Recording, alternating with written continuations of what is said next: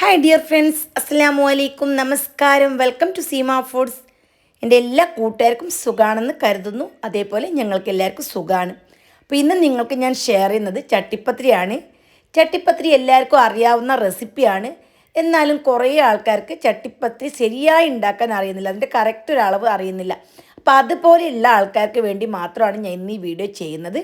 അതിനു വേണ്ടി ഒരു പാൻ ചൂടാക്കി കുറച്ച് ഓയിൽ ഒഴിച്ചു കൊടുത്തു. ഓയിൽ ചൂടായപ്പോൾ ഇതിലേക്ക് 2 ടേബിൾ സ്പൂൺ ഇഞ്ചി വെളുത്തുള്ളി പേസ്റ്റും കുറച്ച് കറിവേപ്പിലയും ഇട്ട് നന്നായിട്ട് ചെറിയ തീയിൽ മൂപ്പിച്ചെടുത്തു. പിന്നെ ഇതിലേക്ക് ഞാൻ നീളത്തിലരിഞ്ഞ 1/2 കിലോ സവാള ഇട്ട് നല്ലപോലെ ഒന്ന് വഴറ്റിയെടുത്ത്. നമ്മൾ ചട്ടിപ്പത്തിരി ഉണ്ടാക്കുന്ന സമയത്ത് മസാല കൂടുതൽ വെച്ചാൽ കൂടുതൽ ടേസ്റ്റി ആയിരിക്കും. അപ്പോൾ അതിനു വേണ്ടി ഞാനിവിടെ 1/2 കിലോ എടുത്തിട്ടുണ്ട്. പിന്നെ ഇതിലേക്ക് 1/2 ടേബിൾ സ്പൂൺ മുളക് പൊടി, 1/2 table spoon pepper powder, 1/2 table spoon chicken masala powder, 1 teaspoon garam masala powder, 1/2 teaspoon മഞ്ഞൾപ്പൊടി, ഇത്രയും കൂടി ഞാൻ ചേർത്ത് കൊടുത്ത് ചെറിയ തീയിൽ നന്നായിട്ടൊന്ന് മൂപ്പിച്ച് ഇതിൻ്റെ വെള്ളമൊക്കെ ഒന്ന് വറ്റുന്ന രീതിയിൽ വഴറ്റിയെടുക്കണം. പിന്നെ കൂട്ടത്തിൽ ഞാൻ 1/2 ടേബിൾ സ്പൂൺ ഉപ്പ് പൊടിയും കൂടി ചേർത്തിട്ടുണ്ടായിരുന്നു. എല്ലാം കൂടി വഴറ്റി നല്ലപോലെ ഡ്രൈ ആയി വന്നിട്ടുണ്ട്. ഇനി ഇതിലേക്ക് ചിക്കൻ വേവിച്ചതാണ് ഞാൻ ചേർത്ത് കൊടുക്കുന്നത്. 1/2 കിലോ എല്ലില്ലാത്ത ചിക്കനാണ് ഞാൻ ഇതിലേക്ക് വേണ്ടി എടുത്തിട്ടുള്ളത്. അല്പം ഉപ്പും കുരുമുളക് പൊടിയും ലേശം വെള്ളം ഒഴിച്ച് വേവിച്ച് കുറച്ച് വലിയ പീസിൽ തന്നെ, കുറേ ചെറുതായിട്ട് അങ്ങ് അരിഞ്ഞെടുക്കണ്ട, നമുക്ക് കടിക്കാൻ കിട്ടുന്ന പാകത്തിൽ ഒന്ന് കട്ട് ചെയ്തെടുക്കണം. അതും കൂടി ഇട്ട് നല്ലപോലെ വെള്ളം വറ്റി വന്നാൽ ഇതിലേക്ക് ആവശ്യത്തിന് മല്ലിയിലയും കൂടി ചേർത്ത് വഴറ്റിയെടുക്കണം. മല്ലിയില അല്പം കൂടുതലാണ് ഞാൻ ചേർത്ത് കൊടുത്തിട്ടുള്ളത്. ഇതിൻ്റെ ഫ്ലേവർ എനിക്ക് ഇഷ്ടമായത് കൊണ്ട് തന്നെ ഞാൻ കൂടുതൽ ചേർത്ത് കൊടുത്തു. നിങ്ങൾക്ക് എത്രത്തോളം വേണം അതിനനുസരിച്ച് ചേർത്ത് കൊടുക്കാം. ഇനി നമുക്കിതിലേക്ക് ആവശ്യമുള്ള ബാറ്റർ റെഡിയാക്കാം. ഒരു മിക്സിയുടെ ജാറിലേക്ക് 1.5 കപ്പ് വെള്ളം ഒഴിച്ചു കൊടുത്തു. 250 ml മെഷർമെൻറ്റ് കപ്പിലാണ് 1.5 കപ്പ് ഒഴിച്ചു കൊടുത്തത്. ഇതിലേക്ക് 1/2 ടീസ്പൂൺ ഉപ്പും 1/2 ടീസ്പൂൺ പെപ്പറും 1.5 കപ്പ് മൈദയും കൂടി ചേർത്ത് കൊടുത്തിട്ട് കട്ടയൊന്നും ഇല്ലാത്ത രീതിയിൽ നന്നായിട്ടൊന്ന് അടിച്ചെടുക്കണം. ഇനി നമുക്ക് ദോശ ഉണ്ടാക്കാം. ഇതിനു വേണ്ടി നോൺ സ്റ്റിക്കിൻ്റെ പാൻ ചൂടാക്കി ഇതിലേക്ക് 1.5 തവി ബാറ്റർ ഒഴിച്ചു കൊടുത്ത് നന്നായിട്ട് പരത്തിയെടുക്കണം. നമ്മൾ ഏത് പാത്രത്തിലാണ് ചട്ടിപ്പത്തിരി റെഡിയാക്കുന്നത് അതിൻ്റെ അളവനുസരിച്ച് ദോശയുടെ വട്ടത്തിൽ നിങ്ങൾക്ക് വ്യത്യാസം വരുത്താം. ഇപ്പോൾ ദോശ നന്നായിട്ട് കുക്കായി വന്നിട്ടുണ്ട്. ജസ്റ്റ് ഒന്ന് തിരിച്ചിട്ട് കൊടുത്ത് മറ്റേ ഭാഗം ഒന്ന് മൂപ്പിച്ചെടുക്കണം. ഇനി നമുക്ക് ഇതേപോലെ എല്ലാ ദോശയും ചുട്ടെടുക്കണം. അപ്പോൾ ദോശയുടെ ബാറ്റർ കണക്ക് പരുവമായിരിക്കണം.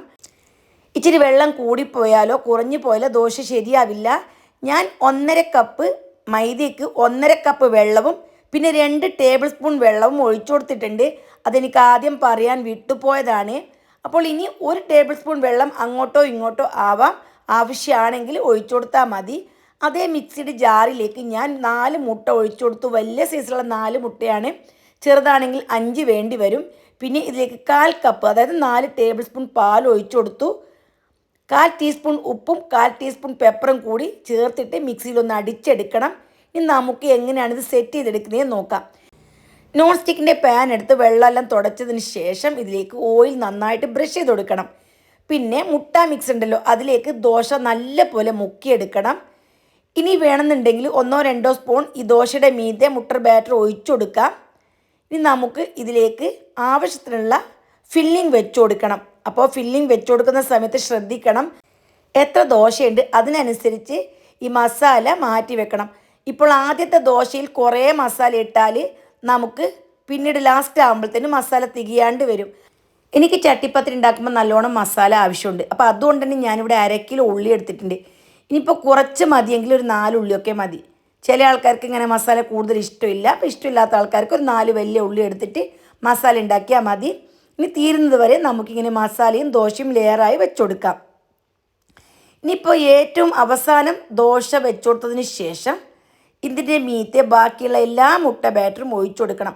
ഇതിൻ്റെ സൈഡിലെല്ലാം നന്നായിട്ട് ഒഴിച്ചു കൊടുക്കണം. ഇതിൻ്റെ മിഡിൽ ഭാഗത്തും ഒഴിച്ചു കൊടുക്കണം. പക്ഷേ സൈഡ് ഗ്യാപ്പൊക്കെ ഉണ്ടെങ്കിൽ നന്നായിട്ട് ഗ്യാപ്പ് അടയുന്ന രീതിയിൽ മുട്ട മിക്സ് ഒഴിച്ചു കൊടുക്കണം.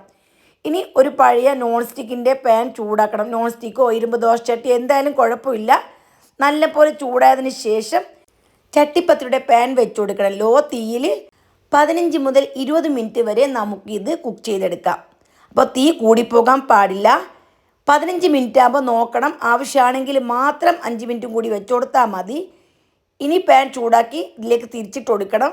പിന്നീട് ചെറിയ തീയിൽ 2 മുതൽ 3 മിനിറ്റ് വരെ മാത്രം അതിൻ്റെ അടിഭാഗം ഒന്ന് കുക്കാക്കി എടുക്കാം. ഇതിങ്ങനെ റൗണ്ടിലൊന്ന് ചുറ്റിച്ചു കൊടുത്താൽ മതി. അപ്പോൾ വളരെ പെർഫെക്റ്റ് ആയിട്ടുള്ള അടിപൊളി ചട്ടിപ്പത്തിരി റെഡിയായി. നിങ്ങൾക്ക് എല്ലാവർക്കും ഇഷ്ടപ്പെട്ട് കാണുമെന്ന് വിചാരിക്കുന്നു. തീർച്ചയായിട്ടും നിങ്ങളെല്ലാവരും ട്രൈ ചെയ്ത് നിങ്ങളുടെ ഫീഡ്ബാക്ക് അറിയിക്കണം. പുതിയ പുതിയ റംസാൻ റെസിപ്പിയുമായി വീണ്ടും കാണാം. Bye bye.